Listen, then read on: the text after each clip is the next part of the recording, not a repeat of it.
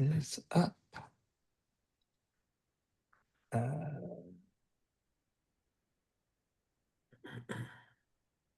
All right, welcome everyone to the Advisory Committee meeting of Tuesday, October 28th. We have 3 items on the agenda for tonight. First is a public hearing on warrant article 3, which is a budget adjustment. We then have 2 other warrant articles to discuss. Warrant article 5, which will simply be a pro forma vote, as we talked about at our previous meeting. And then warrant article 19, which addresses the use of the 25th Amendment relative to President Trump. There are members of the public who would wish to weigh in on any of these items prior to us getting started. Now will be the time to drop your name in the chat and we'll call on you. And otherwise, we will get started.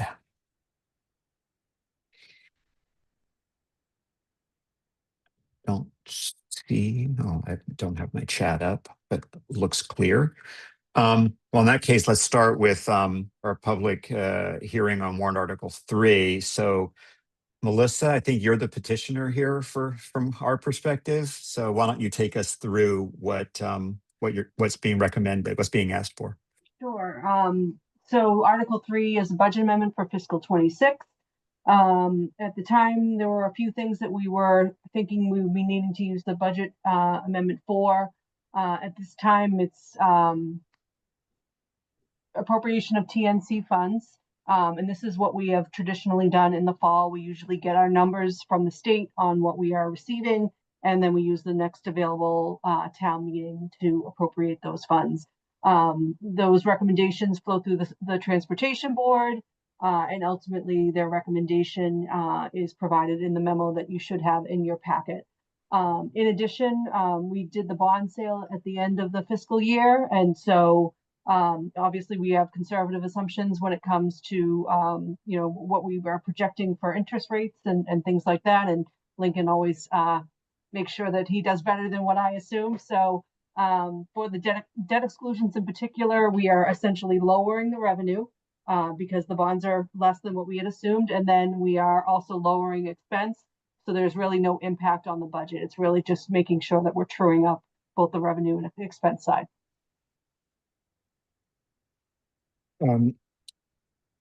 Thank you. I have a question before we go to the rest of the body. I made you a co-host if you are, in case you want to end up projecting the TM tables or the equivalent. My basic question was the TM tables that you present has a lot of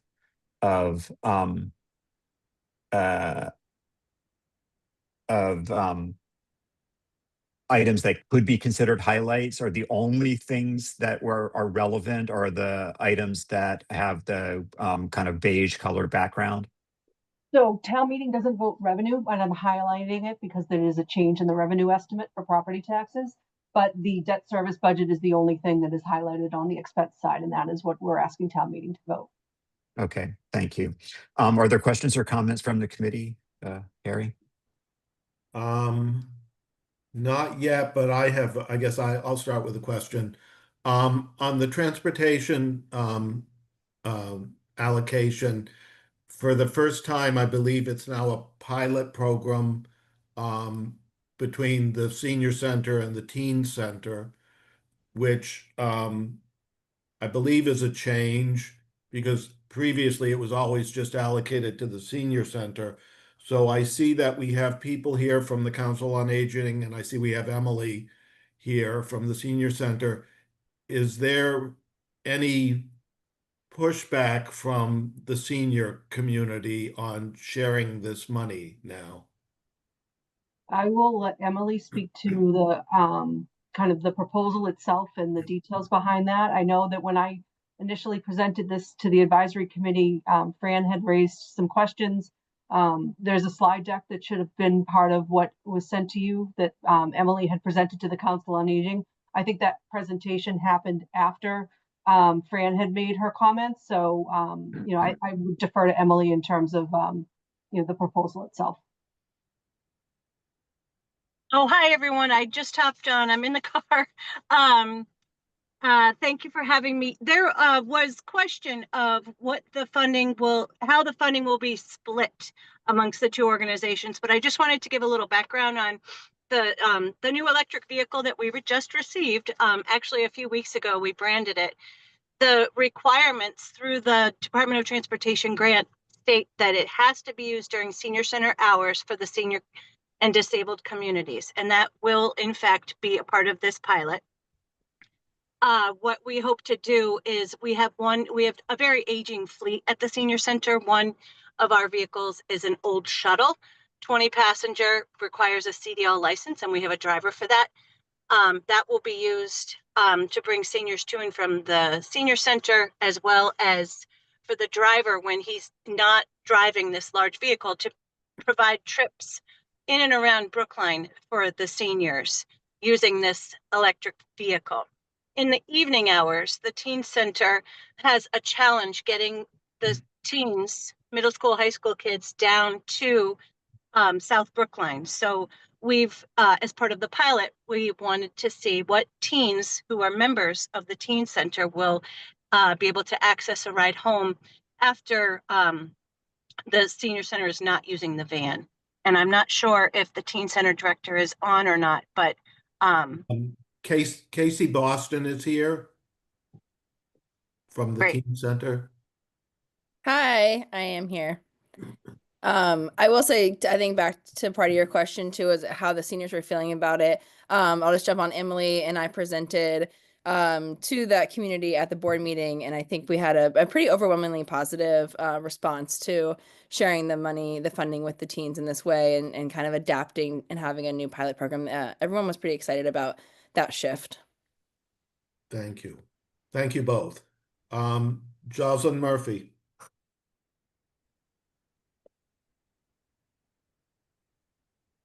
Thank you, Harry. My question regards what took place at the last meeting when we discussed Article 3. There was a reference to the proposed lighting at the golf course driving range. And can you explain how the lighting pertains to this article presently? So we're not planning on using it for this article. I think that we had hoped that there was free cash certified in time for us for the golf enterprise fund to access that.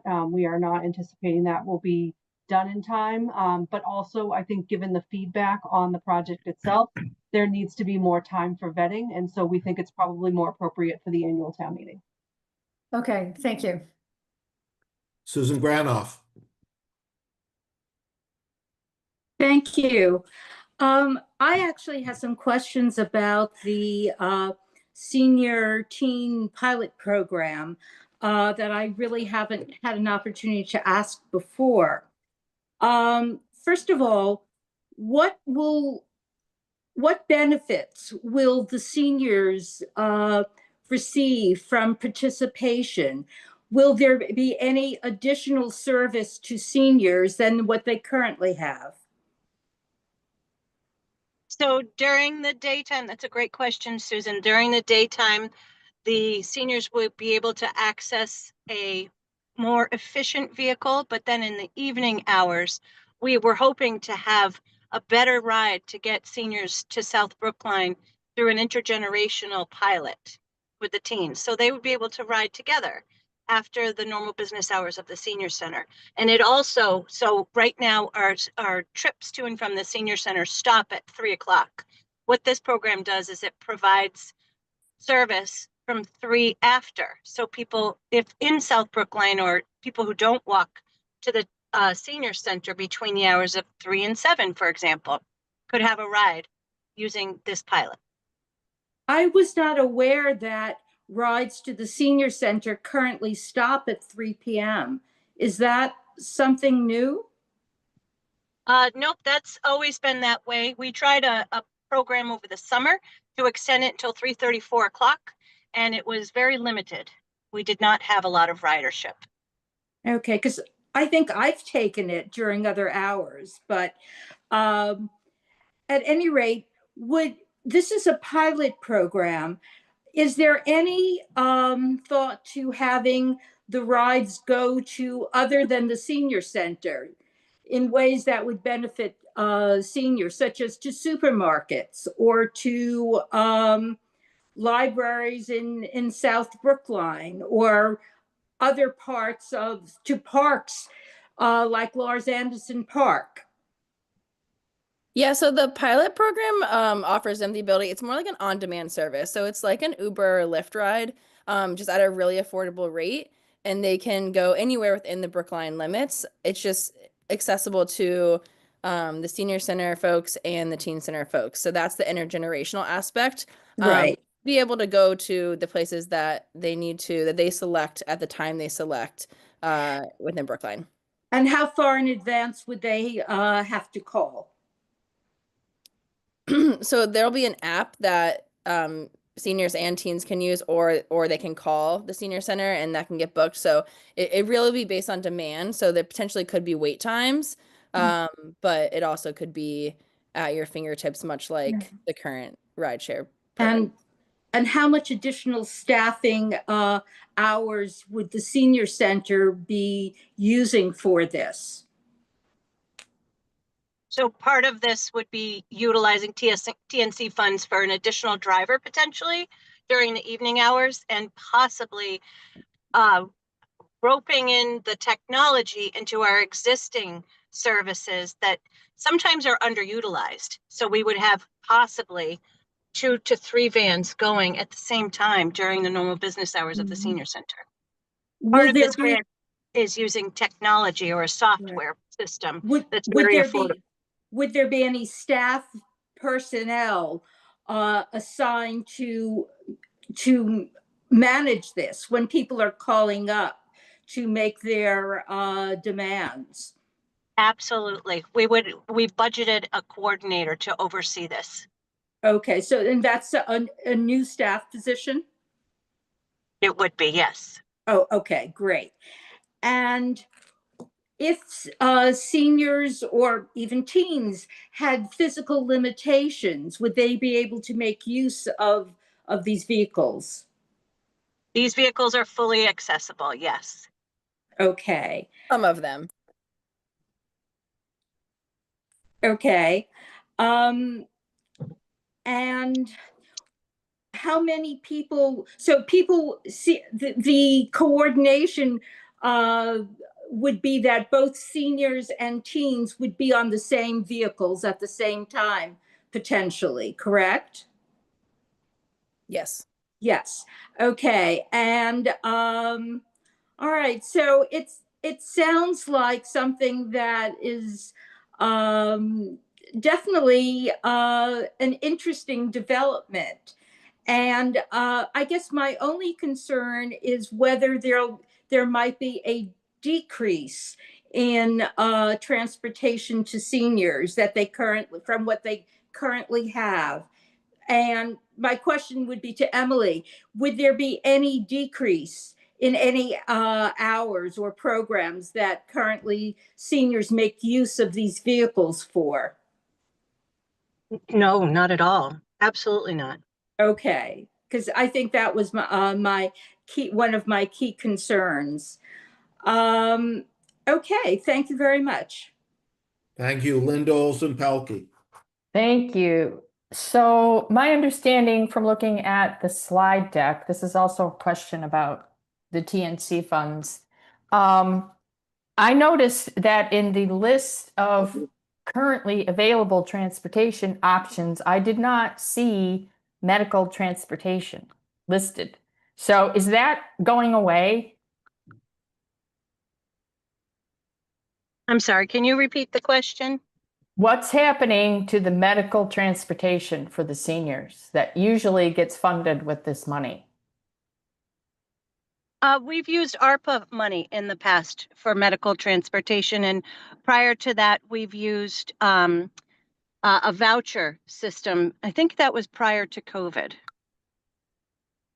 Okay, but my question is, because we're doing this pilot, is the medical transportation going away? And I don't see how this is a substitute for that in any way. Well, what we've uncovered is on demand is not a good match for appointments because we don't want seniors to be able to miss their appointment.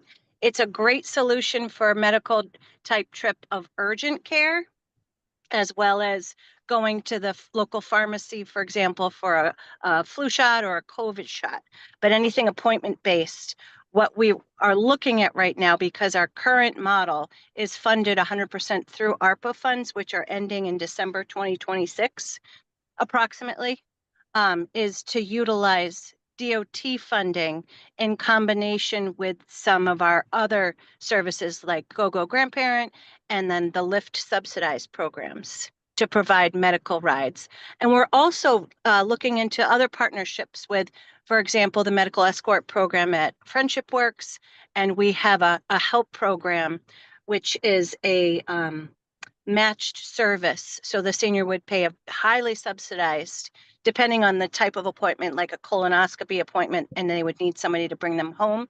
The person through this help program would be able to drive them home. So we're looking at expanding different models instead of the current system that we have, which is very expensive at approximately $20,000 to $25,000 a month, contracted through Modern Ride Taxi Company. But you're saying that that will be funded through 2026? Possibly the current model. We also have many seniors who don't use this model. They get to their appointments on their own through our TRIPS program. So what we do is provide wayfinding services if they prefer to get on the Green Line or the bus routes. And what about the Lyft subsidies? Are they continuing? As far as I know, yes. It's proven to be highly usable, user-friendly, because it is an app-based, and we have great staff who can always assist with education. If that is, for example, if it's a first-time Lyft app user. Mm-hmm. So this is going to be like you have an app on your phone and you call this van and you have to say where you want to go, and then they tell you how long you're going to wait until somebody can come and pick you up because you've done software that tracks where all the vans are. Is that about it? Yes, usually wait times for these types of services are 30 to 60 minutes. And currently, what about this option of having different destinations that Susan asked about? I didn't catch what your answer was. Is it only going to the senior center, or can people use it to go anywhere else? We have to look at what the model would look like, really. What we're going to be in the process of doing very soon, actually, is surveying all of our riders to see what the true need is with a combination of our current services. So we have medical, we have social, going to and from the senior center. We really want to ask our current riders, as well as the public, through focus groups and a survey, what their need will be. Okay. So how have you determined the need that the teens have? Were they surveyed? How did that come up? How did the whole idea for including the teens in this happen? Yeah, so we were interested in applying for this funding ourselves. It doesn't have to go to the senior center. It has historically. And we have massive transportation issues. We can't get teens from the schools outside of walking distance to the teen center and safely back home to South Brookline. So we do have a shuttle van. It's a 15 passenger. It's filled up every day. I've been working since I started at the teen center to figure out how do we expand transportation and provide this access to more students. So we have the shuttle van running. We need capacity of drivers, and then we need to be able to bring students back to South Brookline. So those are the two main things that we know are going to happen with this, is that those shuttle rides would happen from school and then back to South Brookline, multiple trips if necessary. And then Emily and I really kind of dreamt up this other part of it. These populations have very similar challenges, right? Like they want their own autonomy. There's this issue with like loneliness, and it just seemed like this really cool opportunity to kind of merge the problems both of our communities were seeing in a way that could really help problem solve for the community. So this aspect of the on-demand part is kind of the fresher part, the new part. Basically, this funding is helping us both do better what we are already doing, and then also trying a new thing where we're bringing together young people and seniors, and getting people where they need to go when they need to go there. But So the funding for the van was not part of the TNC funding. which, Correct. yeah, we both already have our separate vehicles purchased Uh-huh. with other funding. Okay. So the 183,000 or whatever it is, that's mostly for the technology and the staff? Yeah, I mean, vehicle maintenance, gas, electricity for the EV, and yeah, drivers and the technology. Okay. I'll let other people ask their questions. Thank you. Thank you. Fran Perler. Hi. So I wanted to comment a couple of things, that this is really a pilot program because the van capacity is 6 people. And if the teen center wants to get people back and forth to the schools in South Brookline, when I drive to Warren Field from around here, it's 20, 30 minutes. So we're talking about a 40-minute turnaround time for 6 kids at a time. So this is only, I think, a small pilot to look at feasibility. And if it works, the teen center would need a much larger van depending on, what they could provide. The second comment I wanted to make was, when I brought up this issue at our previous meetings, it's just to differentiate the fact that this is a new pilot, a supplemental program, which may give additional services, may be able to provide some of the old services, but the AC in town should be aware of the fact that the Council on Aging is losing $200,000 in ARPA funds. And previously, the $100,000 went to other transport.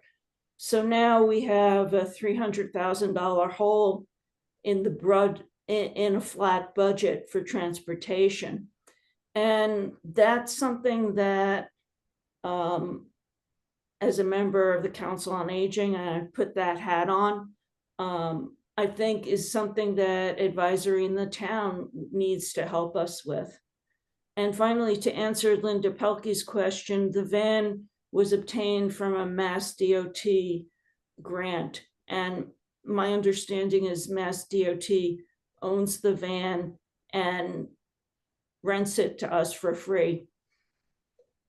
Oh, we own the van, Fran. It's ours now. You do? Okay. Yep. And just Thanks, to Lauren. clarify, the teen center has our own 15-passenger van. That's the vehicle we would use to shuttle the teens back to South Brookline. So kind of expands those numbers a little bit that you're referring to.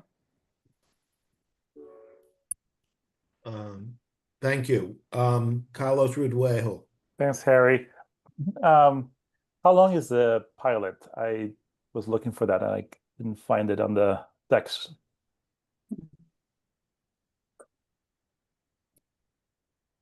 How long?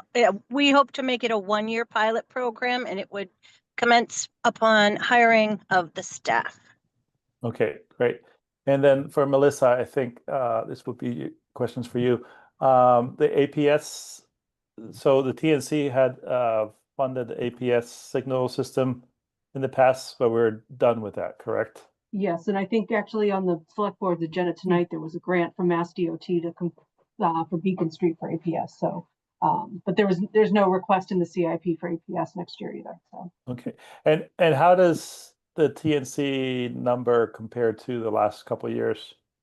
So the year before, it's growing, but it's not where it was pre-pandemic. So last year was 160,000. I think this year is 180. So, it's not fully where it was, but it's also, there's a time frame on these funds too.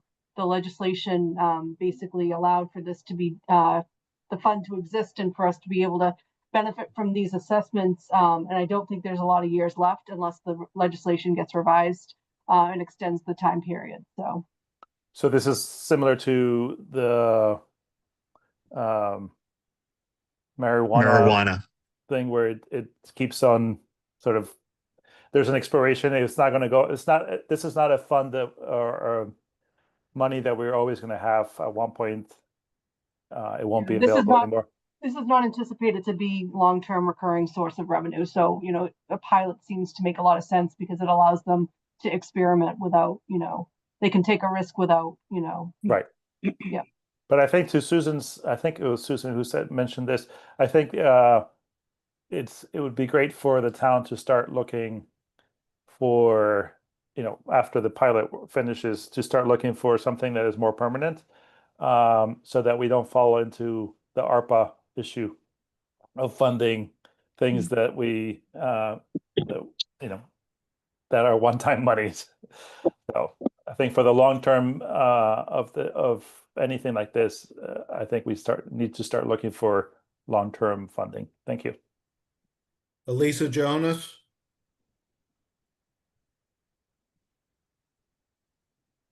I have two questions.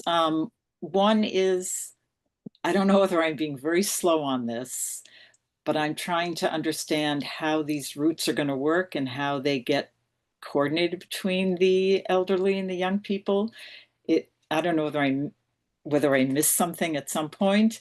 It seems like for the teens, there's a shuttle that will go from the teen center to a location in South Brookline, and also a specific location in South Brookline to the teen center.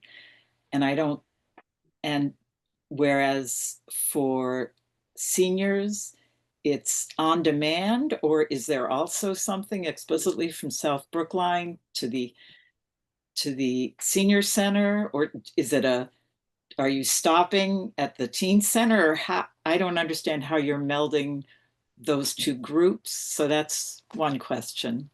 And the other question is, or concern is, this is a pilot to see how well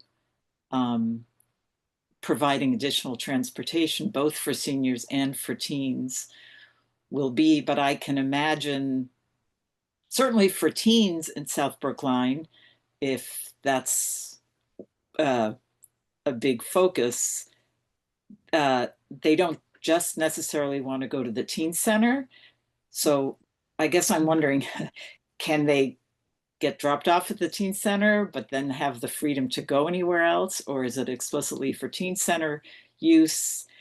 And I'm just concerned that there may be many more reasons why people might want to go to the more commercial areas of Brookline from South Brookline, and that won't be reflected if it's limited to the teen center. And I've been wanting transportation from South Brookline to North Brookline for years, tried to get that on the Public Transportation Advisory Committee. Mm-hmm. And I would hate to have this one pilot make a determination of success or non-success for more broader transportation options. So I guess the first question is, how is the senior teenage mix? How does that work? And second is, how are the teens, what access do the teens have to go beyond the teen center, or is that the primary purpose currently? Yeah, great questions. And we have like a couple of different things happening at once. I think that's what's adding to the confusion. So for the after school shuttle ride, it will be from Baker, Hayes, and Runkle to the teen center, and from the teen center back to South Brookline. That's just that shuttle service, that shuttle part. And then outside of that, teen members and seniors would have the opportunity to have on-demand service to any location that they choose in the Brookline limits. It's not specific to the teen center at that point. And so, will you be picking up so if there's several people at Putnam Circle, yep, and it's a teen and an elderly person, you will try to coordinate which people should go together in a particular ride Right. to Yep. other locations. So Yep. it'll be more than one person that's getting the ride. Yeah, and that's the part that we think is really cool, and that we think has the opportunity Right. to really build this community up in a way that I think there's a big divide right now in these two groups, and that's the part I'm really excited about. So yeah, everyone who needs to go from Putnam Circle to somewhere in Brookline Village, they would ride together for that journey. And so that's that intergenerational piece. Obviously, during the school day, teens won't have access to this, despite the open campus. They will not have access to this ride. This will just be exclusively for seniors at that time of day. And then, just there's going to be those shuttle time blocks where the drivers will be focused on teens, and outside of that, then again, it will be them sharing that time and space. And also, I love these questions too, because if there's just such a high user rate, then maybe it will be just for South Brookline residents to be able to access the Coolidge Corner area, and the students, obviously, as Casey just mentioned, that program, but to get South Brookline older adults up north, so to speak, maybe that's what the pilot looks like. But I think through these surveys, to really identify the true need to reduce social isolation and loneliness in our older adults is super key in this pilot program. Right. Great. Thank you. Susan Granoff. Hi, I would just like to make an additional comment about the importance of medical transportation. And my belief that although the pilot program with the large vans will be, I think, a real contribution and improvement to the town as a whole, to the teens and seniors using it, I don't see that as being particularly appropriate for medical transportation. When you consider seniors with various illnesses or injuries, the last thing they want to do is to be going on a more public van with multiple people. I think that having individualized car service of some sort is essentially what is needed and called for. Speaking as someone who has had to really make use of our medical transportation for the past year, after I had a broken arm and after I've had other various ailments. And so I've come to really appreciate it. But even more important, our population of seniors is getting larger and is getting older. And there's going to be increasing demand for medical transportation. In all of the various public hearings that my subcommittee had with the Council on Aging Director, Ruth Ann Dobeck, she spoke about how there is so much demand for medical transportation that the Council on Aging was currently being forced to turn seniors who needed this transportation away.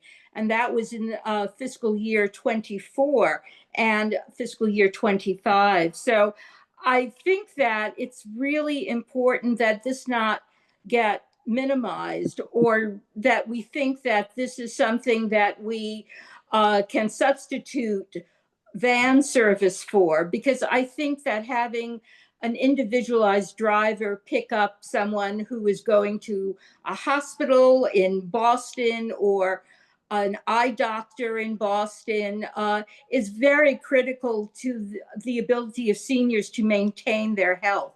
And I hope that that gets sufficient emphasis in the budget and in grant funding opportunities in the future. Thank you. Thank you. Dennis, that's the end of the list. All right, then I think we are ready for a motion. So will someone make a motion for favorable action on warrant So Article 3? I will move for favorable action on warrant Article 3. Second. All right. Let me share my screen. Can I just have you reference the memo? Because the vote's actually laid out in the memo. It's in 3 parts. Yes. 1 second. How would you like our motion to be worded for your? As outlined in the memo from the Deputy Town Administrator dated October 23rd. That should be From Deputy Town Administrator. I Dated, what was the date? October 23rd. Okay. All right, so Harry, your motion is for favorable action on warrant Article 3 as outlined in the memo from the Deputy Town Administrator dated 23 October. You took the words right out of my mouth. I know. Is there a second? And I think Cliff seconded it. Cliff seconded it. All right, so let's go to a vote. Michael Berger, Yes. Harry Boers, Yes. Cliff Brown, Yes. Anthony Buono, Yes. Elise Couture Stone, Yes. John Doggett, Yes. Harry Friedman, Yes. David Mark Goldstein, Yes. Neil Gordon, Yes. Susan Granoff, yes. Perry Grossman, Yes. Kelly Hardebeck, I think she's traveling. right? Elisa Jonas, Yeah. Janice Kahn, Yes. Brian Ladd, Yes. Alec Lebovitz. Is he not here? He may not be here. Okay, Carol Levin, Yes. Liz Linder, Liz is not here tonight. not here. Pam Lodish, Pam is at a birthday dinner tonight. that's correct. Jocelyn Murphy, I'm sorry, I couldn't find the motion in writing, but I believe this is correct based on your confirmation, Melissa. Does not include the golf course lighting. Correct? I just can't find the language of the Correct. vote. The only adjustment for golf enterprise is for the debt service budget. Okay, thank you. Yes. okay, Donnell O'Neill, Yes. Linda Olson Pelkey, Believe it or not, I'm going to vote no. Fran Perler, Yes. David Pollock, Yes. Carlos Ridwejo,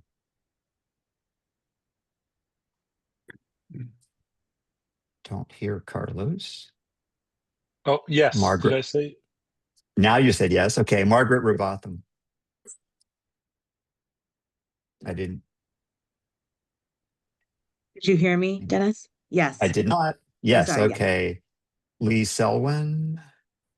I wasn't sure if he was going to be here or not. Yeah. Christine Westfall.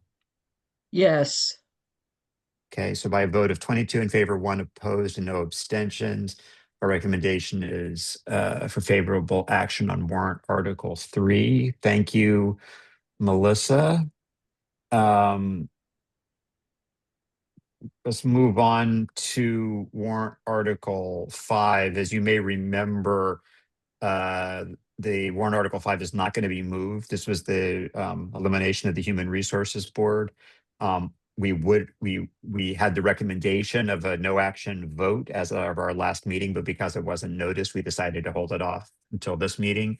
So unless there's any debate, I would just take a motion for no action on warrant Article 5 so we can dot all of our i's and cross our t's. So moved. Seconded. Okay, so let's very quickly take a vote. Main motion, and we have a memo to this effect already in our packet, so it's all very easy. No action on warrant Article 5. Okay, sorry. Michael. Yes for no action. Yes, thank you. Harry B. Yes. Cliff. Yes. Anthony. Yes. Thank you. Elise. Yes. John. Yes. Harry F. Yes. David Mark. Yes for no. Neil. Yes. Susan. Yes. Perry. Yes. Elisa. Yes. Janice. Yes. Brian. Yes. Carol. Yes. Jocelyn. Yes. Donnell. Yes. Linda. Yes. Fran. Yes. David. Yes. Carlos. Yes. Margaret. Yes. Christine. Yes. All right. We unanimously recommend no action on a warrant article that's not going to be moved. Thank you. Let's Dennis, sorry, Yes. Dennis. Is the report that we read about the subcommittee hearing, is there still going to be like a discussion about all of this in the combined reports? There's, tell me what you're thinking. Well, why you're what asking I'm that worried question. about is because the minutes were super confusing because they didn't say who was there and who was there from the public, and I didn't know who the heck was on the subcommittee, and whoever wrote that up failed to identify who was at the meeting. So I would like that. I listed everybody who was at the meeting in those minutes. So hang on. Well, I don't know what was just- posted. Yeah. Anyway, what's go back. What's generally speaking, so that's two questions. One is whether the minutes are accurate, which we should take separately. For as far as the combined reports are concerned, my expectation is that we would do what we've done in other similar warrant articles, which is basically to include the briefest summary of the fact the motion is not being moved and that our recommendation is for no action. But if there's concerns about the minutes, then let's follow up separately on that. Okay. Thank you. We're going to move on to warrant article 19. Who's presenting from the subcommittee? Elise. Is that Elise? Yeah. Go ahead, Elise. All right.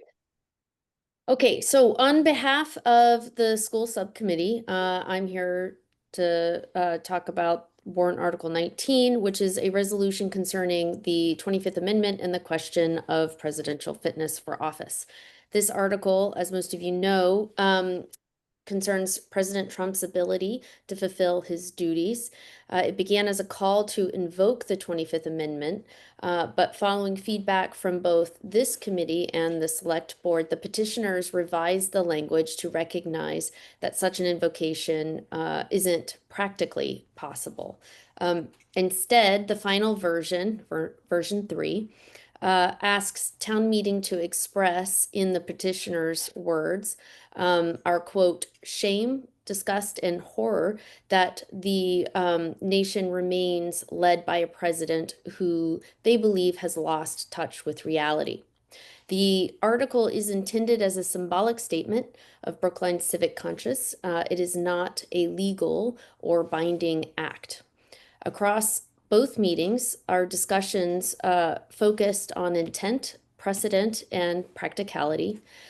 Some public participants emphasized Brookline's long tradition of speaking out on moral and constitutional matters, in addition to expressing interest in the development of a strong fact-based objective statement that town meeting can get behind.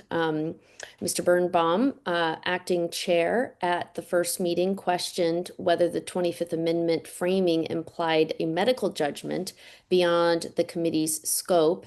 And Mr. Leibovitz pointed out that the amendment doesn't actually require a diagnosis, only an inability to perform duties. He also memorably noted that speaking up in this moment in history is worthwhile. I was still apprehensive about the language of the second version of the article.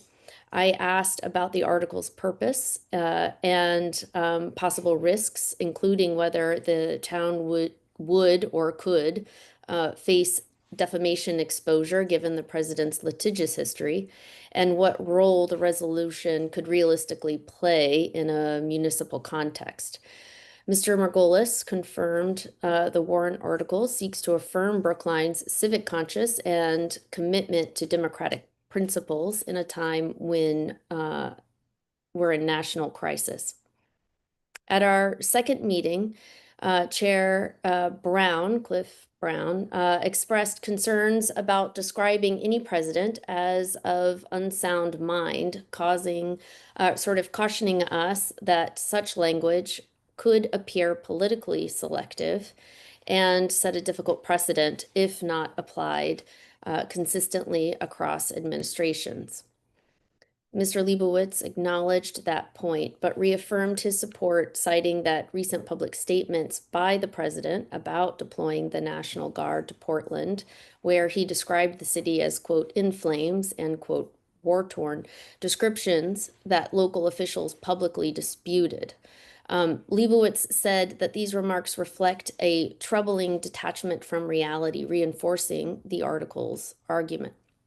Co-petitioner Judith Vanderkay also spoke strongly in favor of the article, rejecting the need to have applied similar resolutions to other administrations, saying not calling out one wrong doesn't prevent us from calling out another.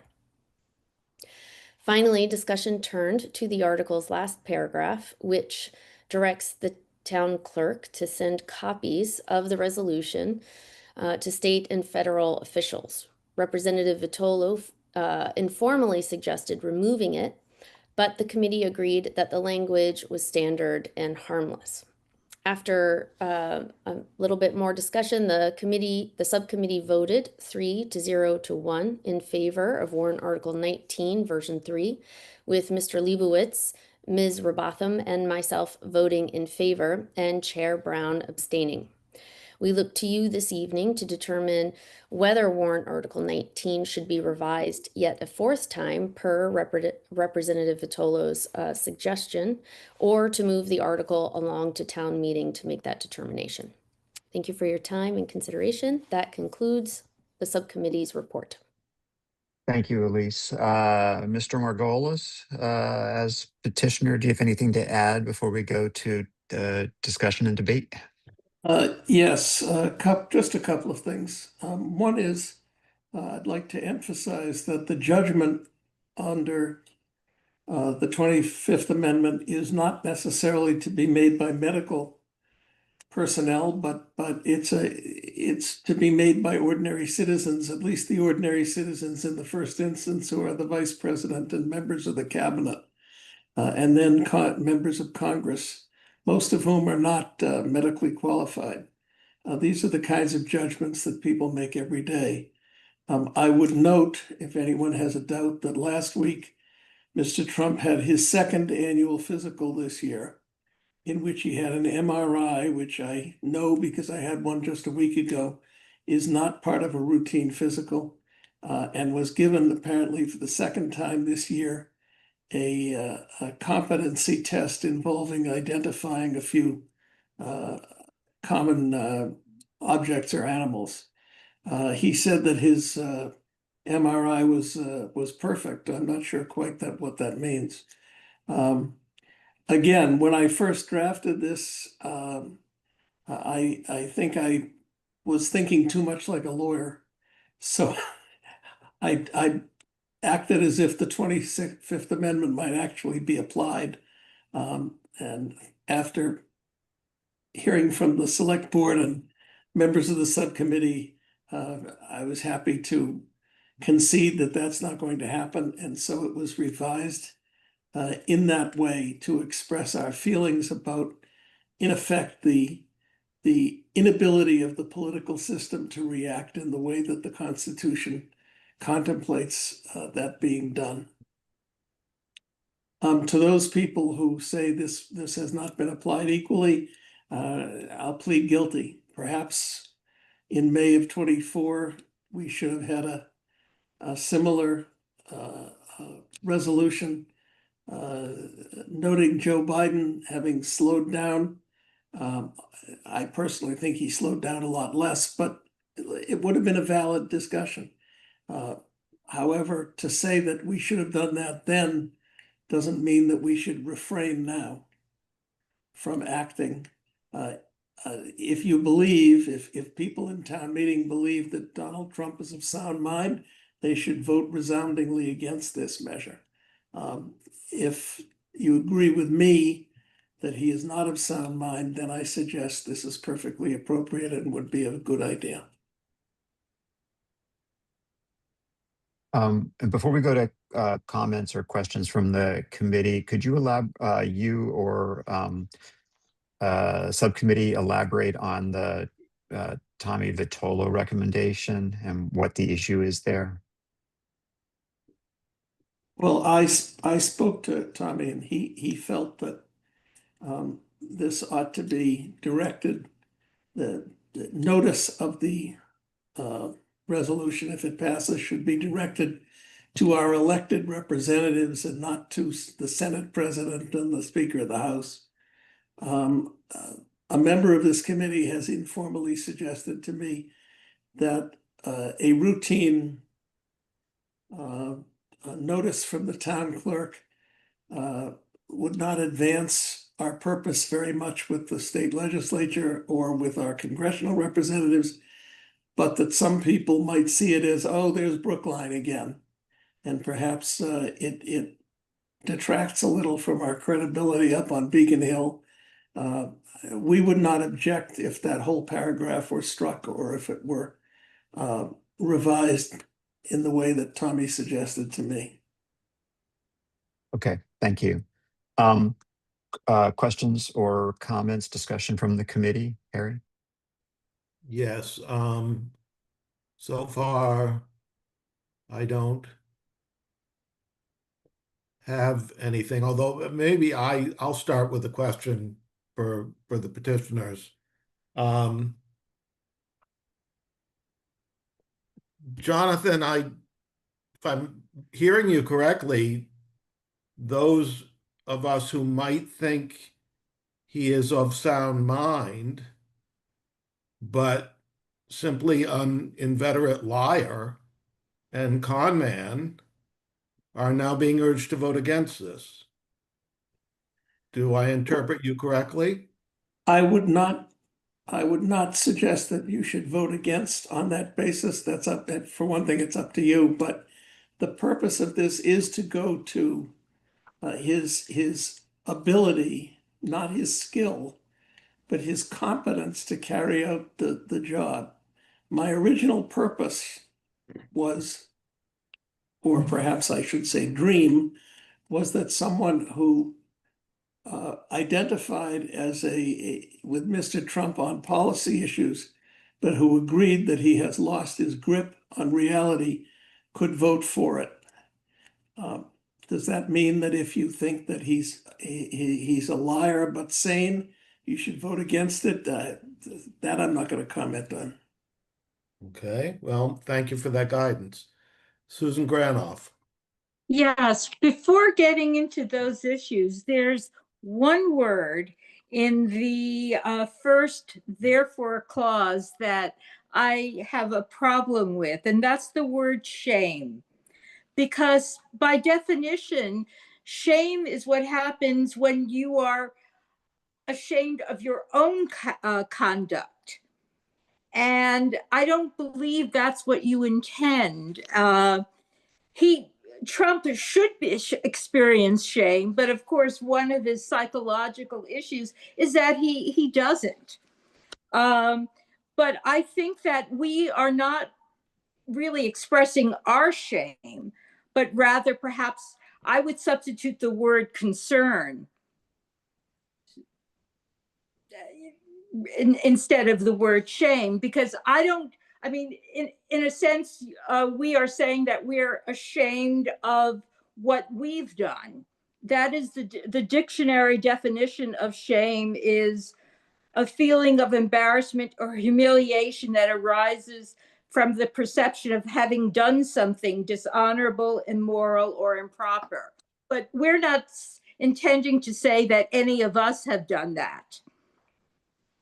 So I would recommend that the word shame be replaced by a different word. I would suggest concern. Other people might have better choices, but I think that that's one thing that I would be in favor of changing. As to whether there's value in voting for this, I do think it has value. I think that we are living in extraordinary times. And I do think that being able to go on record as having concern and asking that other competent governmental entities take action is something that we should be doing. And because many states and governors are setting themselves up as having to take a stance against what is happening in the federal administration. In this case, I don't think it would be improper to invoke the office of the governor, the House of Representatives, the president of the Senate, whereas normally that wouldn't be something we would be invoking. But I think under these circumstances, there's a point to addressing our concerns to them in the same way that the governor of Illinois is making a point of taking a stance that one would not normally expect governors to do when, in the past. I think that the times may call for that kind of direct communication of our community's concern. Thank you. Thank you. Michael Berger. Thank you, Harry. Actually, I have a question. This is a little bit, I seem to be having some vibes from last spring. And we had an article by Neil Gordon, and it was not the same, but we had questions about the appropriateness of the advisory committee to make a comment at all, and who it should go to. There's a lot of the same arguments. And I actually would like to hear from Cliff Brown. Cliff was on the committee too, and I guess voted against it. And I know in the past, he's questioned whether or not it's appropriate for town advisory committee to offer any advice without bringing up everything that we've discussed before. I think it'd be good to put it in context of how we've acted before. So the question is to Cliff and to Neil, I guess. Thanks for nothing, Michael. So I did not vote against this. I abstained, as I generally do on resolutions. And so I have a whole philosophy of resolutions that, the comments I made really reflect, I guess Jonathan, to a certain extent, has probably defined it better than I did in his answer to Harry. I don't like our president. I think, yeah, he's a liar. Every president is a liar. I don't know of a politician that isn't a liar. And you can take a look at, at any number of big whoppers that Joe Biden told, Barack Obama told, any president. I personally think that suggesting that one individual is of unsound mind, I personally think that's a dangerous path to go down for a couple of reasons. It's inflammatory. There's no proof of anything. An MRI, I've had MRIs. I've had probably a dozen MRIs over my life. I've had them for injuries. Did I break something? Is something dislocated? I've had them for kidney stones. I've had them for any number of things. So the fact that someone had an MRI to me it's nothing. I just feel that there's a lot more reaction to policies here than there is to the individual. A comment about, the National Guard in Portland. If you take a look at Donald Trump and you look at his history, going back to, when he used to get on the Howard Stern show in New York, which he did every, other week, things he said after the Central Park attack, what he's done on television, the way he's campaigned. He is someone who exaggerates on purpose. It is part of his style. So I don't think he's incompetent. I think he's actually pretty good at what he does and the way he goes about it. I don't like it. I don't like his policies, but it's really hard for me to say he's not of a sound mind. And that was the commentary I was making in terms of whether or not we should be getting involved with this at all as an advisory committee. We obviously have to review every article that comes before a town meeting. We have to write reports. We have to discuss it. Do we need to make a recommendation? No. People like to make recommendations here. That's why I abstain. I just don't think, I don't think it's our business to make an opinion like this, but there you go. Neil, the question was also directed towards you. Do you want to do now, or I have you on the list later on? So I'll save it for later on. Thank you. Janice Khan. Actually, Michael, are you done? Yes, thank you, Cliff. Janice Khan. Yes, thank you, Harry. First, I want to thank the subcommittee for your due diligence. I think that it reads a lot better with your edits than it did originally. I was very concerned about the article when it was first submitted. And I still have some concerns. Jonathan, I'm wondering if you're tracking this in other communities in Massachusetts. I am not aware of other communities who have done something along this exact line. I know that Burlington passed a resolution at its town meeting, but I think that was fixed more on the ICE detention center that's in their community than on the president's fitness for office. Okay, thank you. So that makes perfect sense to me. That's a community that is dealing with the repercussions of action that's being taken against members of their community and beyond.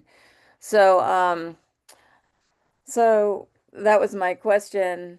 And my comment is, I'm still not sure that this makes sense for Brookline to do, even though it would not be the first time Brookline has made such statements. It doesn't, if it's the policy issues, then the entire cabinet is with these policies.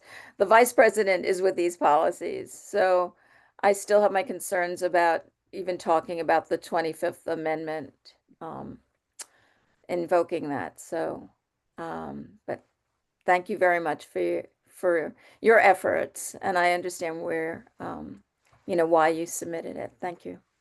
If I may make a brief comment along that. Actually, we're trying to, unless there's a specific question, you'll have time at the end to rebut anything else. Elise, you have a two-finger on other communities? Yes, I just wanted to say that in our follow-up meeting, there was a comment or a small discussion about how or whether the petitioners would be able to reach across different communities and sort of coalesce around this to see if we could do some sort of other building up around this. So this was a conversation that certainly took place. And so at that time, Jonathan had some really good thoughts, and I wanted him to sort of share those, if that's okay. Sure. Jonathan, go ahead on that. If only I could remember what I said. This is what happens with advanced age, the memory goes. Okay. Well, it's in our minutes, so everyone can read those. Thank you. Thank you both. David Mark. Okay, thank you. I'm having some connection issues, so I'm going to keep my camera off and hope that I don't freeze. First, I want to say that I agree with Susan's proposed amendment. I agree with Tommy Vitolo's, and I'd like to thank Cliff for his remarks too. A couple of years ago, we had another one during the first Trump administration urging that the Republican House and the Republican Senate impeach Trump, which I thought was a complete fantasy.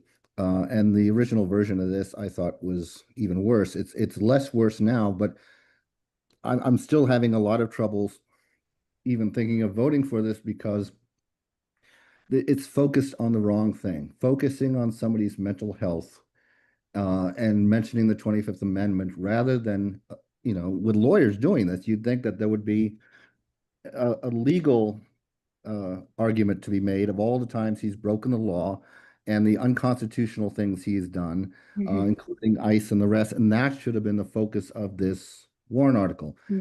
I think this is a mess of a warrant article. It's even with the corrections, it's still badly written. I just cannot believe that we're going down the mental health road when there's no proof and it's just inflammatory. It's going to sound like, oh, the Democrats are just insulting Trump rather than laying out a methodical point by point argument as to how he's broken the law here, and so on. And I would urge you to pull this article and redo it so it is that focus on the legal violations that he's done as president and the unconstitutional moves he's made. And that should be the focus, and that is what I would certainly support. But this is just insulting him. It's just a mess, and it's not going to achieve anything whatsoever. And that's my 2 cents. Thank you. Thank you. Neil Gordon. Yeah, thank you. So I'm going to be somewhat bolder than the petitioner in the current draft of the warrant article. So let me say this. The President of the United States is a narcissistic sociopath in mental decline. That's my opinion, right? When those who control the federal government won't say so, we need to say so. And when the browbeaten White House press corps won't say so, which for some reason they won't, we need to say so. The plain language of the 25th Amendment provides a solution to Donald Trump and his deranged administration, right? It requires a declaration by the vice president and a majority of the cabinet that the president is unable to discharge the powers and duties of his office. That's the language of the 25th Amendment. Following that, a 2/3 vote of the Senate and the House of Representatives is required. The vice president then assumes the powers and duties of the president. There's no requirement in the 25th Amendment for a medical or psychiatric examination. There's no obligation to take expert testimony. Invoking the 25th Amendment simply requires the application of common sense. And by that standard, we're as capable as those actually cited in the 25th Amendment to declare that Donald Trump is unable to discharge the powers and duties of his office. Those who control the federal government won't do it. The White House press corps won't do it. We need to say it out loud what they won't say. So 6 months ago, town meeting overwhelmingly affirmed Brookline's commitment to democracy and the rule of law. We heard then, as we hear now, that non-binding resolutions, especially on issues beyond our town border, are not our business. But town meeting has a long history of expressing its will, as non-binding as that expression might be. We also have a very long history of standing against mad kings, as non-binding as those stands might be. The President of the United States, in my opinion, is a narcissistic sociopath in mental decline. And when no one else will say it, we need to say it. The notion that, by the way, we might be subject to retaliation if we say that too loud. That's the problem, is that too many people are afraid of retaliation if we say that too loud. We need to do what we need to do while we're still free to do so. I'll come back to the issue of the Tommy Votolo comments when it's time to vote. I'll propose an amendment. Thank you. Thank you, Elisa Jonas. Yeah, I just wanted to follow up a little bit on what Cliff and David Marks said. I think the focus on soundness, and I agree with Neil with his diagnosis, but I think the focus on soundness was to get to the 25th Amendment, but you're no longer trying to get to the 25th Amendment. And I do think it would have been more appropriate to focus on all the ways that he is not following the Constitution, which is what I think is particularly disturbing about him. A lot of people are unsound and might not go against the Constitution. But I would say if we are focusing on soundness, which if you're unsound enough, you really shouldn't be president either. But then as Cliff was talking about policy issues, I think what this has to focus on is only those things that show unsoundness. So for example, twice asserting that Alaska is part of Russia, that's a sign of unsoundness. But canceling medical and scientific research grants, including programs to help detect and treat cancer and other life-threatening diseases, I think it could be seen as a policy, but I would very explicitly say lacking any policy rationale to make that clear. And the second one, refusing to spend appropriate and allocated billions of dollars for food and medicines. There's a lot of people who agree with him that we're spending too much money on foreign aid.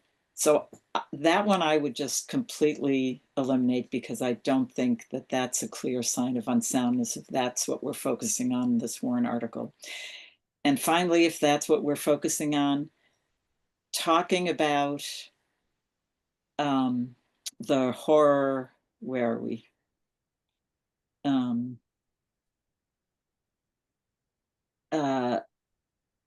Our horror and disgust and shame, it doesn't really match having someone unsound. I guess there would be a concern that we're having someone who's unsound and it's dangerous. So there's a clear and present danger of having someone who's unsound. But I guess the disgust and horror would ring better for me if it was constitutional concerns and going against the laws of the country, and not someone who has a mental illness. So I guess those words don't match well for me with the unsoundness argument. It would match better with probably one of the real reasons that you've filed this Warren article, which is concern about losing our democracy. So I'm struggling a little bit with this. Thank you. Chris Westfall.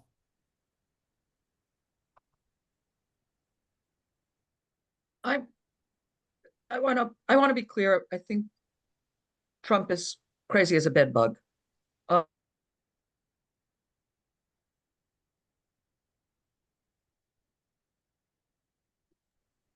See, there's retaliation right there. History, and I don't want to have a long. Very succinct. I don't want to have a long argument about legislative history. The reality is this amendment was passed after the Ronald Reagan assassination attempt. We elected Ronald Reagan when virtually everybody knew he was senile as all hell. And that wasn't the concern. The concern was what happens if somebody puts a bullet in the head of the president and he can't actually do anything. And that's not the situation we find ourselves in. We have a crazy guy, and that's not what the 25th Amendment really is seeking to address. So I'm not going to support it. Thank you. Elise. Yeah, I guess this is actually geared toward Neil, just as an open-ended question. If the 25th Amendment is a federal mechanism, how can we, at a municipal level, like, how are we able to actually enact that? Yeah, so I'll answer that. right? Without, I won't speak for the petitioners, but I'll speak for the reality of Brookline Town Meeting voting on passing this resolution or resolution of this type. The Republican Congress and the Trump-appointed cabinet, right, are not going to remove Donald Trump, right? Because whether they believe he's capable of executing the duties of the office or not, right? They're not going to remove him from office, and they're not going to do it because Brookline Town Meeting suggests that they ought to do so. The problem is, from my point of view, that the president is not competent, right? The president, by his actions, the whataboutism is just, off the chart, right? Yes, everybody tells untruths, right? Everybody has, some sort of bad behavior in their history, right? That's not the case with the current administration. The problem is that what we have are institutions of government and of the press who won't say so. And somebody has to say so. What effect will this have? About the same effect as Neil Gordon standing at Coolidge Corner on Saturday morning. Whether I go there or not is, as I've said to others, one raindrop means nothing. You put enough of them together, and you've got a hurricane that's about to hit Jamaica, in devastation that's not ever seen before, right? And so, yeah, it adds up, and I think we need to take a position, speak up, and stand up. Thank you. Dennis, that's the end of comment. No, I take that back. Linda Olsen-Pelkey. Yeah, believe it or not, I actually want to speak against removing the word shame. Okay, so stay with me. So when you see the press coverage of, I can't even say his name, overseas with foreign leaders who are dignified, normal people, I feel shame. I didn't help him get there, but for our country, I feel shame. I am ashamed of what is happening in this country. So therefore, I want that word still in there, and I'm going to vote against taking it out. Thank you. Thank you. Dennis, I think we're ready for motions. Actually, I think we're ready for final words For final from, words from the petitioner, and then we'll go to any number of motions. Thank you. What Linda just said is exactly the sense in which the words shame, disgust, and horror were used or intended to be used in the resolution. It is the national shame, disgust, and horror that we're in a situation where the vice president and the members of the cabinet, who are the first ones who can say that the president is not competent to do the job, that they refuse even to consider it for purely political reasons, and that Congress would never consider actually voting in a clear and honest way on the subject. In terms of some of the things that have been brought up very quickly, I did not originally draft this in terms of a possible impeachment because there have been 2 impeachments. There isn't going to, third time is not going to be a charm. Mr. Trump was transparently guilty the first 2 times. He's not going to be tossed out of office through impeachment this time. So I turn to the very different or significantly different 25th Amendment. I think if we try to recast this in terms of political errors, policy differences, etc., that there's going to be a serious question as to whether we're within scope. And so I did not go down that road the second time when I could, perhaps I could have. So I just think, and I would say one thing, it's always possible to find reasons to do nothing. We who are behind this motion are hoping that Brookline will weigh in to do something. It probably won't change things materially, but I think of the man who stood in front of the White House with a protest sign every day, and someone said to him, you know, you're never going to change them. And he said, I do this because I don't want to change me. Thank you. Dennis, I think, well, I'd leave this to you. I think we need a main motion, and then the chat indicates there'll be at least 2 motions after the main. I'm assuming that there's probably 3. It sounds like there's the motion from the subcommittee, then there's a motion, a substantive motion to remove the last paragraph. There appears to be a substantive amendment coming from Susan to discuss the elimination of the word shame or the replacement of the word shame. And then there's also a referral motion from David Mark. I would like, I think we should have a quick, we should hear from both Neil and from David Mark as to the content of their motions. I know the order will take them when it finally comes, but I'd like to get all this on the table before we take our votes. So Neil, why don't you go first, and then David Mark. Sure. So I'm going to move to deletion as an amendment, deletion of the final paragraph. And I'll tell you why. If we leave it in, the letter that goes to the named officials will be from the town clerk. It will say no more than at special town meeting on November, whatever day we deal with this, town meeting passed the following resolution, right? Sincerely, Ben Calvin, Brookline Town Clerk.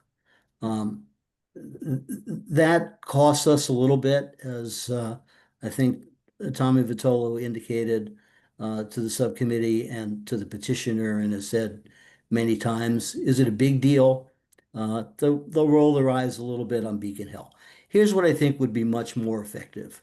I think what's much more effective is for the petitioners or anyone else, and I'll do it if the petitioners won't do it, is to send a letter to the impacted parties that we would like to act. For example, Governor Healy. And if I were to do it, I would thank her for the resistance to the actions, political and otherwise, of the Trump administration. The fact that Brookline Town Meeting passes a resolution is one element, but it's not the only element of how you might communicate to the governor or any other official that we think might be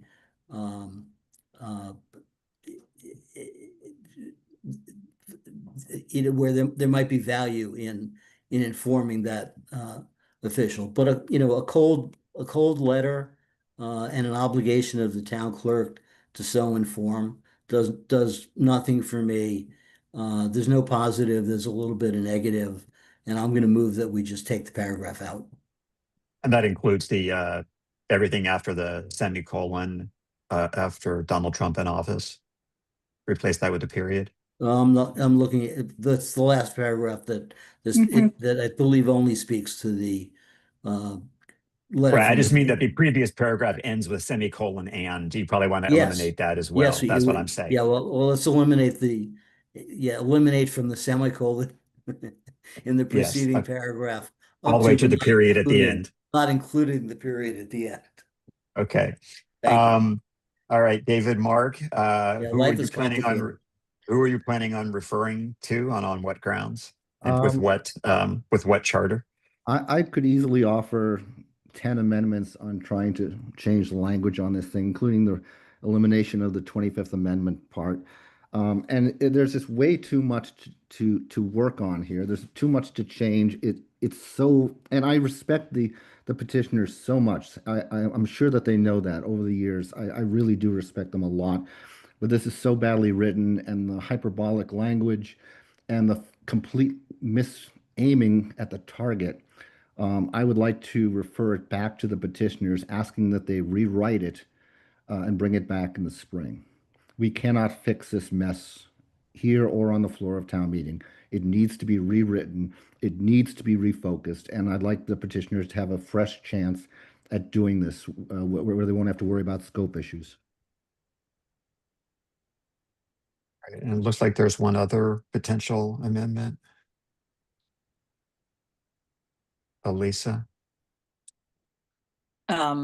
Sorry, yeah, just of what I'd mentioned before, that I would get rid of the refusing to spend appropriated, no, sorry, yes, and allocated billions of dollars. I just don't see this as a sign of unsoundness if that's the focus.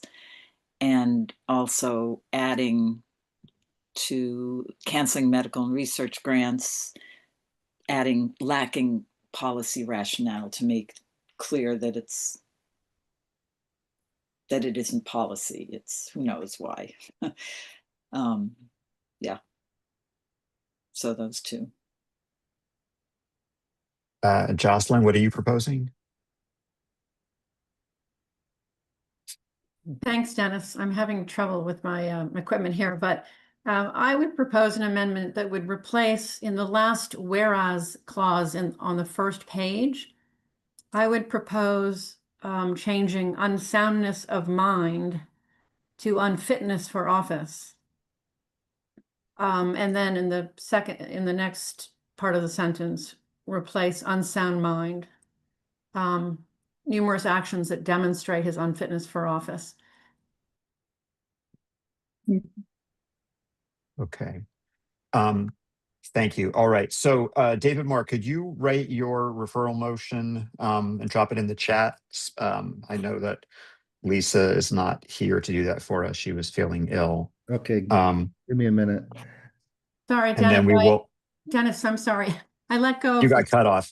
I was cut off. Well, I did it myself. I let go of Okay. the space bar so I could speak. Anyway, my point is I agree with those who have said that we're treading in difficult territory, referring to the president as being, I mean, I don't disagree, and I too respect the petitioners and everything that they do to bring attention to this presidency, but I think it would be preferable to refer to him as being unfit for office, because that is my own belief, that he is unfit for office for so many reasons that don't need repeating here. Thank you.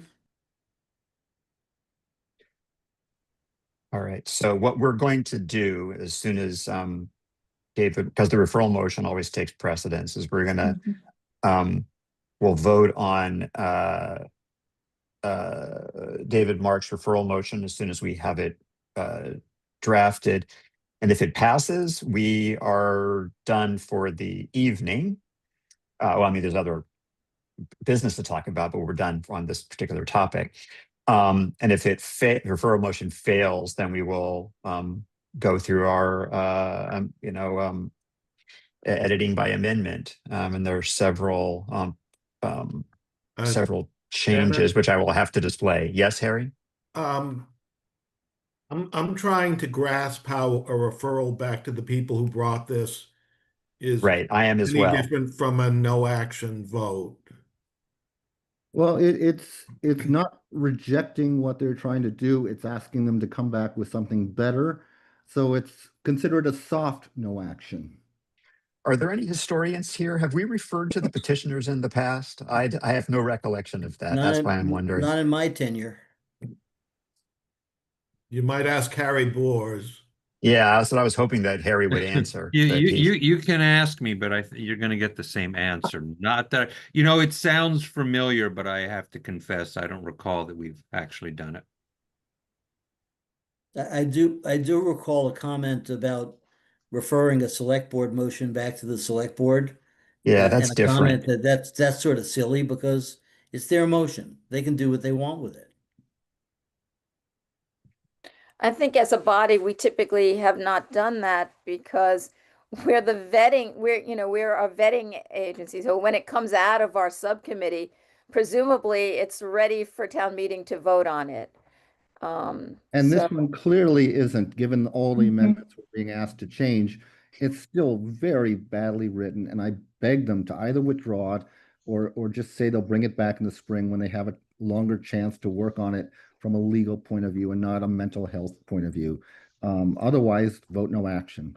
And I say that as a David, Mark, I hate to make this suggestion because I hate to do it to the subcommittee, but what about referring it back to the subcommittee to work with the petitioners?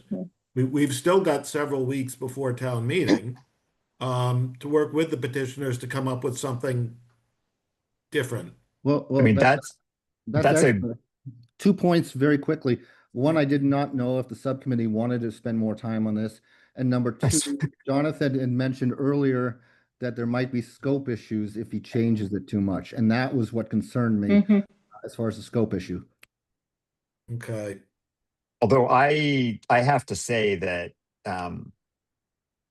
referring to a body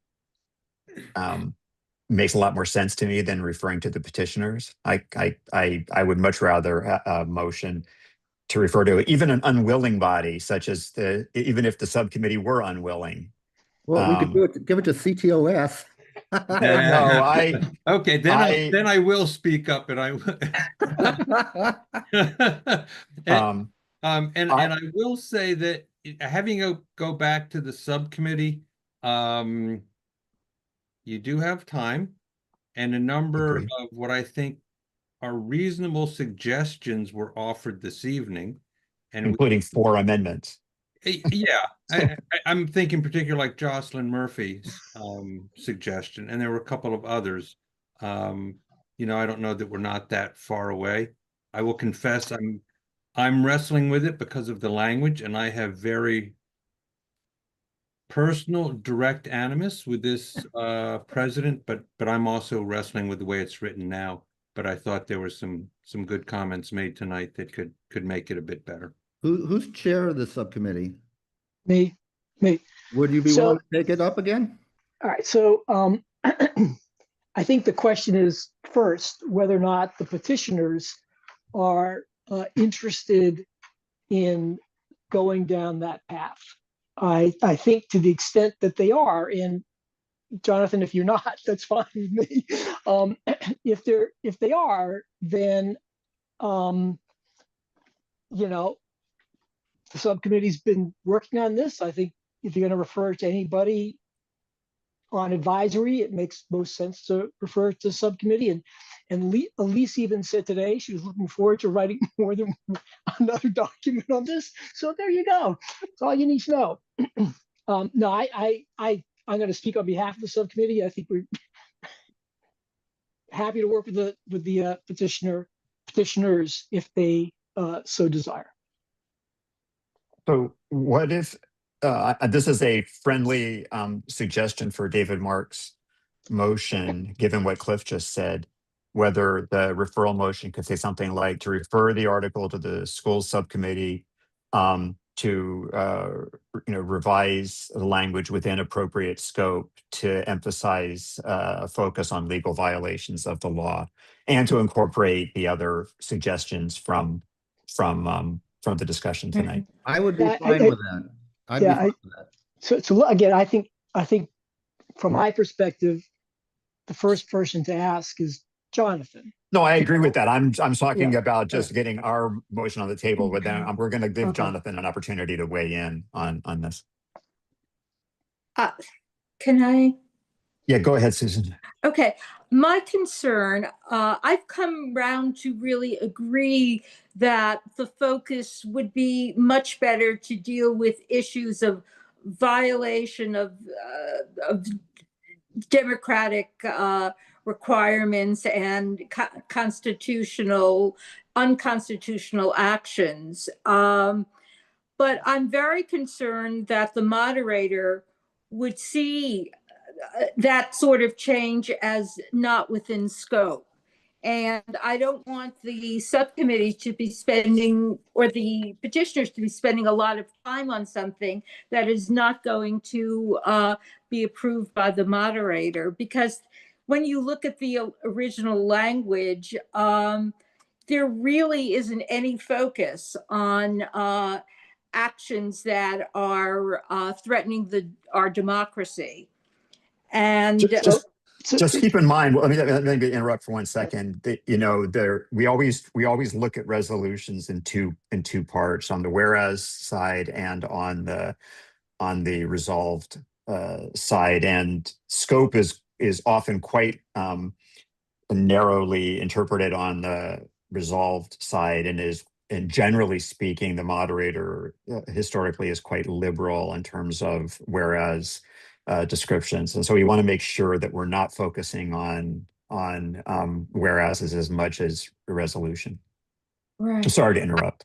Right, but I think focusing on his unfitness because of something within him, which is, I think, whether you're talking about his mental unfitness in terms of a decline in ability or because of his innate nature, is different than talking about actions that are a threat to our democracy that is happening every day and is probably only going to get worse, including his setting up the possibility of running for a third term, which I don't think is as far-fetched as I might have a year ago.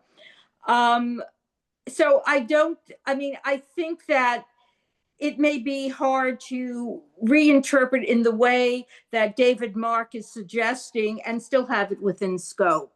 And for that reason, you know, on the other hand, I hate to vote down something where I don't disagree with the conclusions, but I do think, like David Mark said, that this isn't the most serious concern.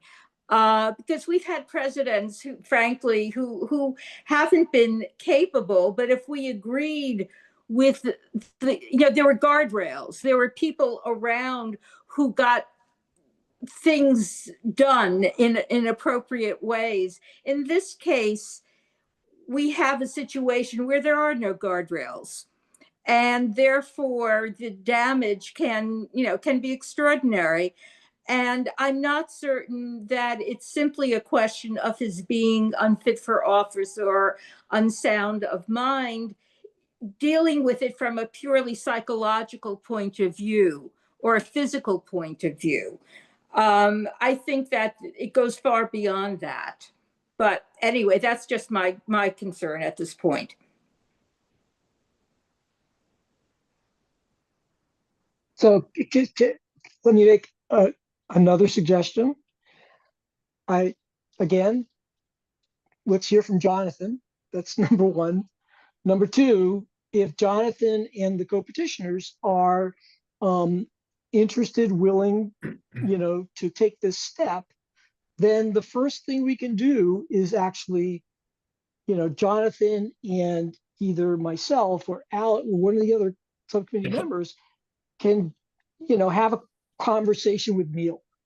And, if everyone were to send in their comments so that we don't have to go through the transcript and try to find it, we'll be able to have that discussion with Neil and he'll be able to tell us. And, the problem in doing it that way, of course, is that ultimately we're going to have to come back to this group. It could be a very short, situation where we come back. But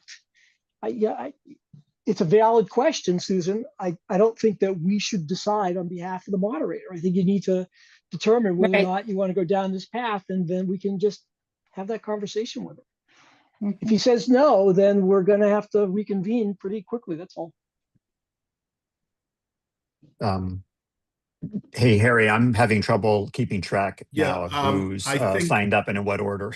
I Because think of some Neil hands raised. Gordon, Yeah. Neil Gordon had a Thank- comment and then Elise. Thank you. So what I hear, this is somewhat an unfair debate because the advisory committee members get to hijack the intent of the petitioner, and the petitioner really can't participate fully in the debate. He sort of makes a closing comment.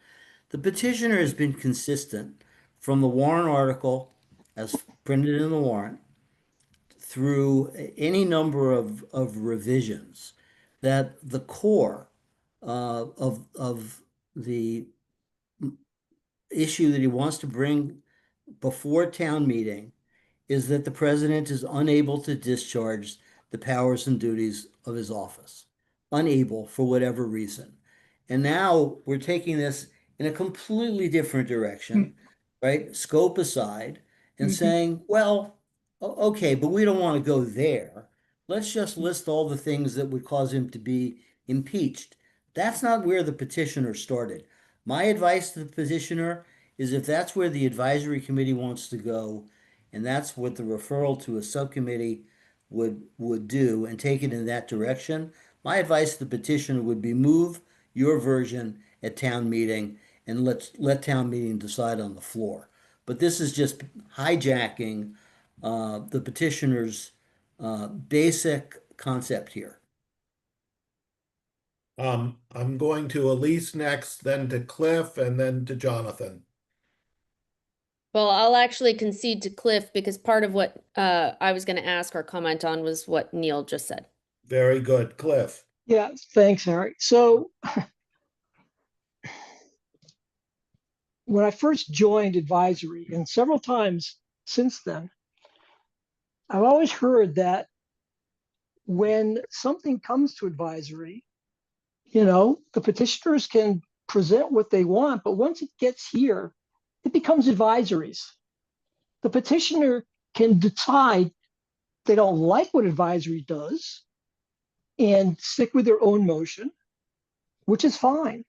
But to say we're hijacking something is to be painting the suggestions tonight in a completely different way than we typically paint the process. And I think that is really unfair. The first thing we've said is, does Jonathan want to do this? If he doesn't, that's fine. No one's forcing him. And the advisory committee, if it doesn't want to, if it wants to do something different, we will go through our process like we do with every warrant article. It is unfair and incorrect to suggest that we're doing anything differently here than we do with every article. Thank you. Jonathan, I think it's time we got some input from you. Hey, thank you. First of all, I regret that you have had to spend so much time on this this article for what is, after all, in the end, a resolution.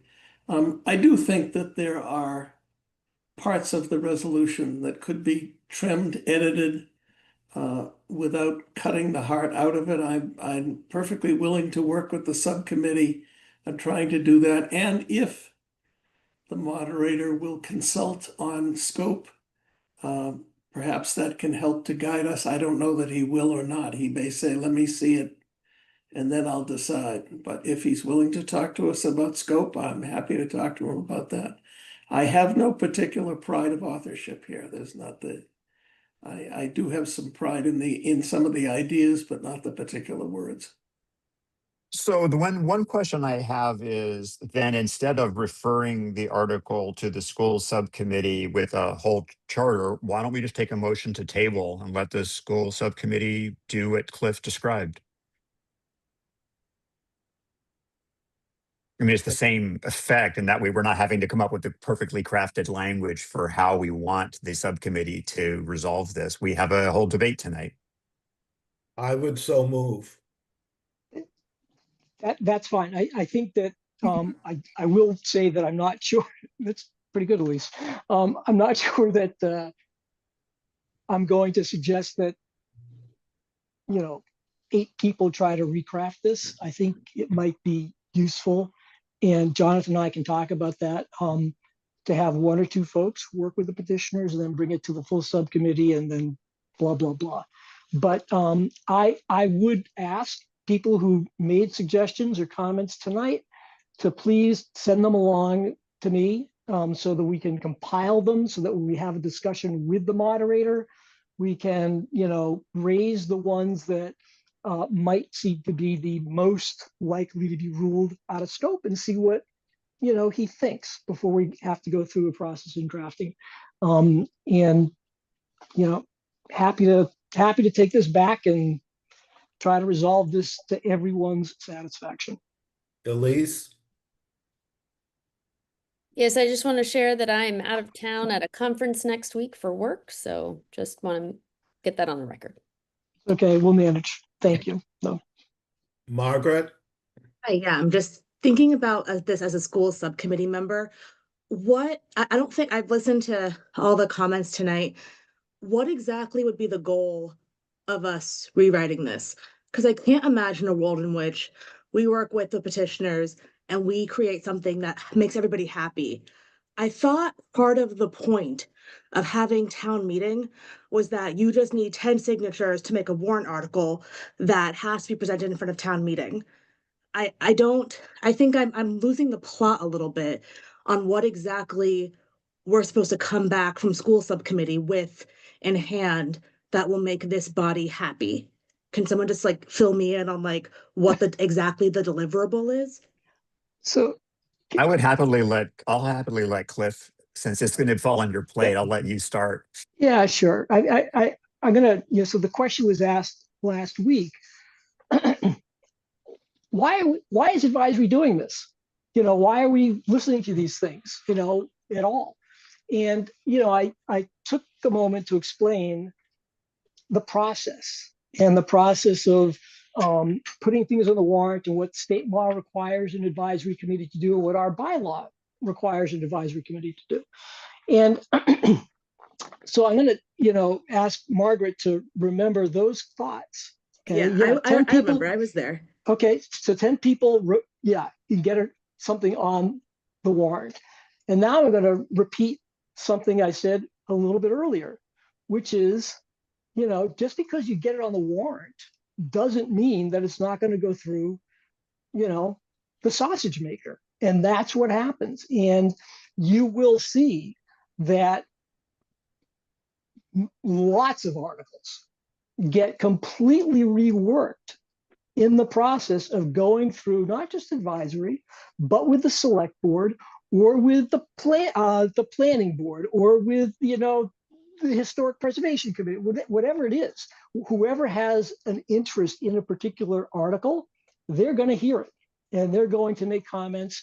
And so it is not typical that a warrant comes out and the articles get voted on at town meeting as they are published in the warrant. So this process that we're talking about is exactly what we'd anticipate.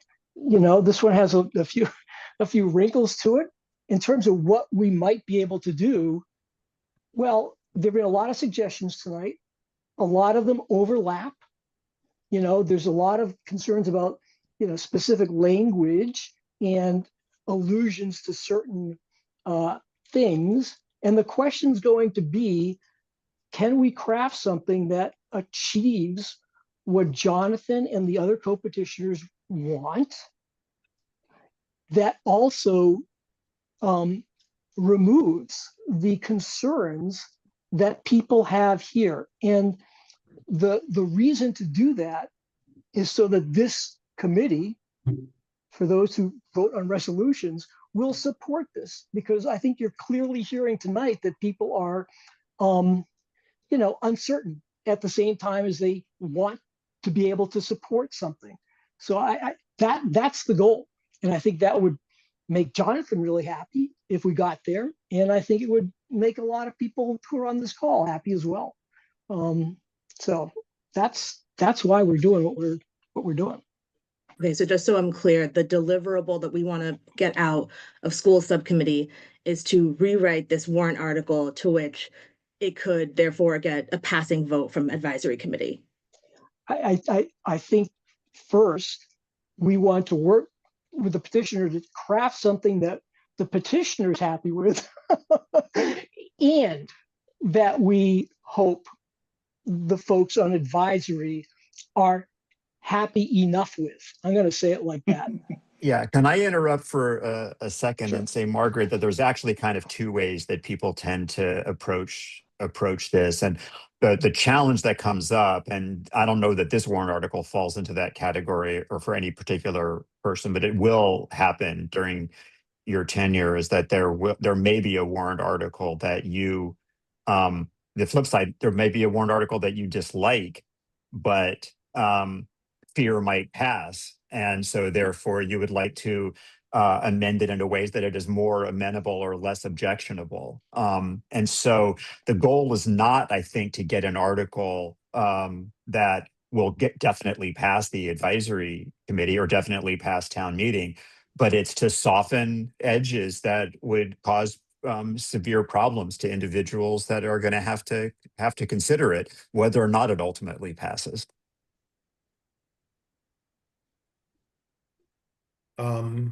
Janice Kahn. Yes, just to add to this, first of all, Cliff, your explanation is, to my understanding, right on.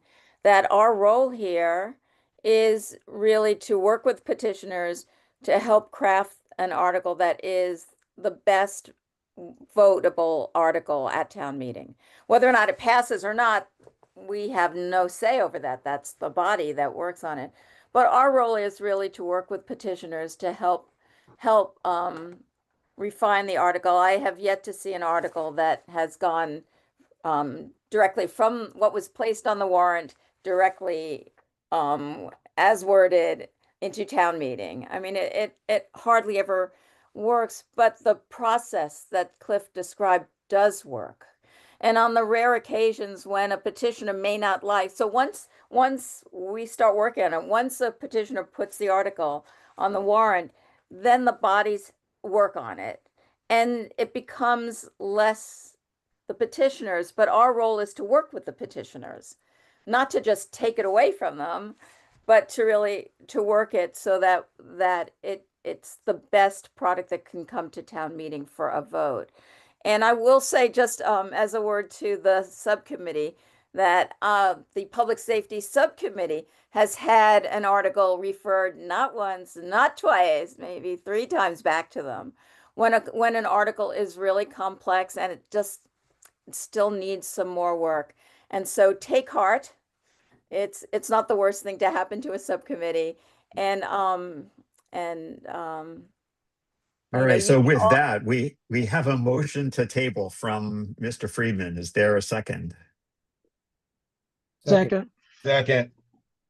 All right, so we're gonna vote on whether we're tabling warrant article 19. I'm just bringing up my screen. Michael. Yes. Harry B. Yes. Cliff. Yes. Anthony. Yes.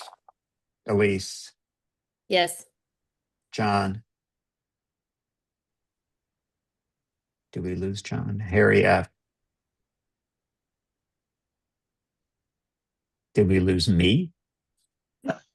No, we hear you, Dennis. I don't hear Harry or John. Yeah, I said yes, and I don't see John Doggett's name on the list. Okay. David Mark. With apologies to Cliff, yes. Neil. Yes. Susan. Yes. Perry. Yes. Elisa. Yeah. Janice. Yes. Brian. No. Carol. Yes. Jocelyn.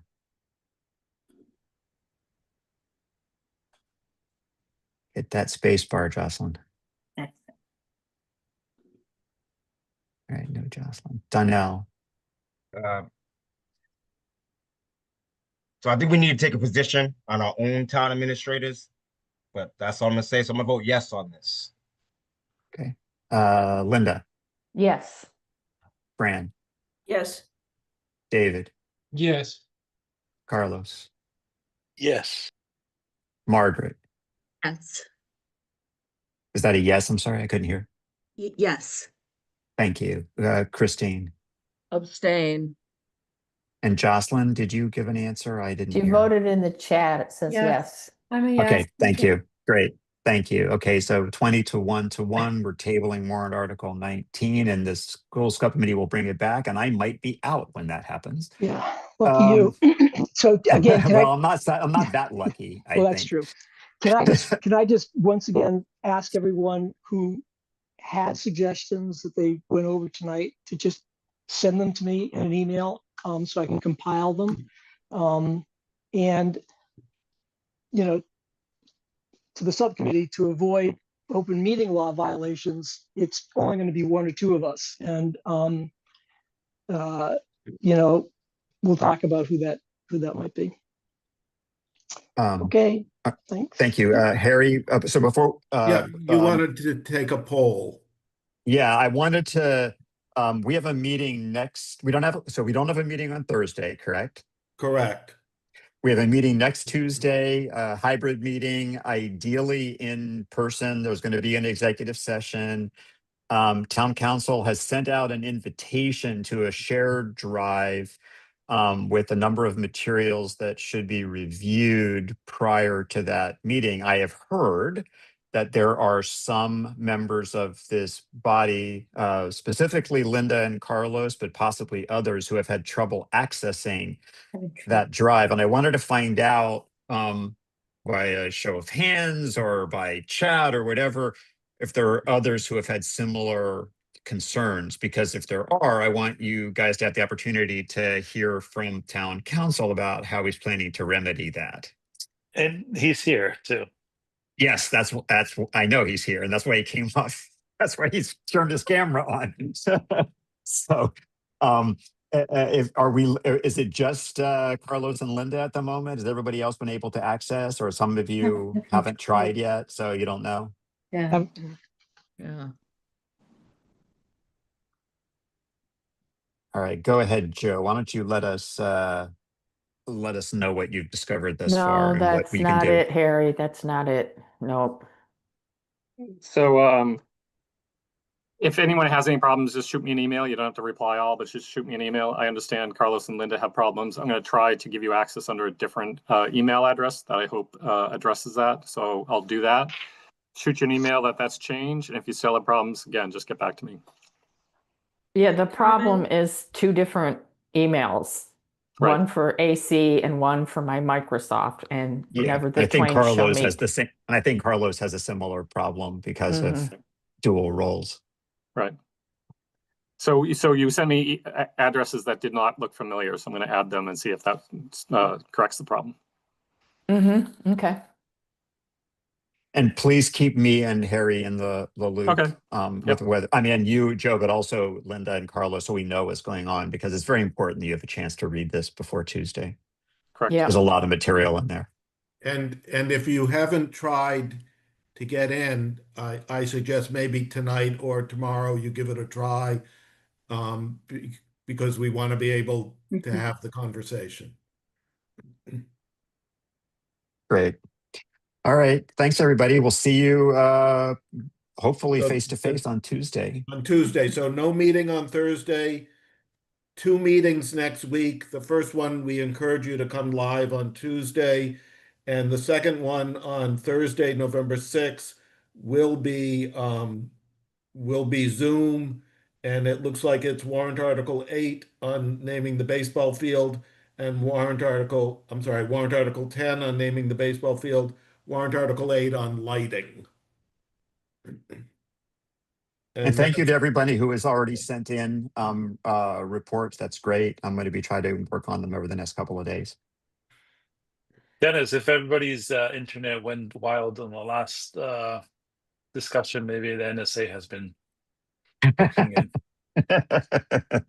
It can become great. truly Atlas. paranoid. Truly paranoid. It's the 3-eye Atlas. All right. Good night, everyone. Yeah, Good night. Good night.